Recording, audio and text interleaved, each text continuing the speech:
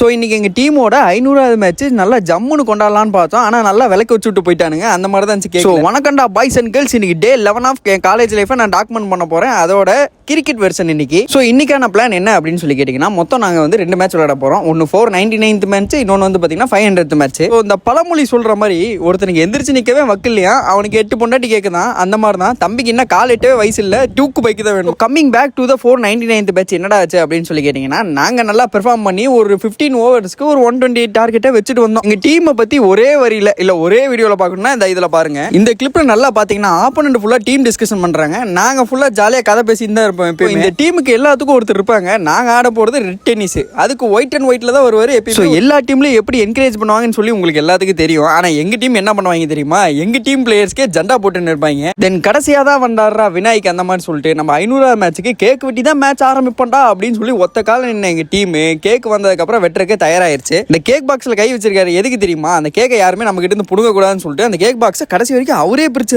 நம்ம வீடியோவில் சொன்ன மாதிரி தான் ஒருத்தருக்கு எந்திரிச்சிருக்கவே வக்கில்லையா, அந்த மாதிரி தான் நல்லா ஜம்முன்னு விளக்கு வச்சுட்ட மாதிரி நைட்ஸ் ஆஃப் கோவைக்கு இனைட்ஸ் ஆஃப் கோவை அப்படின்னு சொல்லி ஜம்முன்னு எழுதியிருக்காங்க. ஸோ அப்புறம் அந்த வசூல் ராஜா எம்பிபிஎஸ் படத்தில் வரும்போது அந்த சிக்கனை வச்சு ஆப்ரேஷன் பண்ணுறோமா, நாங்கள் இந்த கேக் வச்சு ஆப்ரேஷன் பண்ணிருந்தோம். எங்கள் டீம் எவ்வளோ பெரிய ஒரு நல்ல டீம்னா, நாங்கள் யாரும் வெட்டலை, அங்கே டீம்லேருந்து ஒரு சின்ன பையனை வெட்ட விட்டு இருந்தோம்.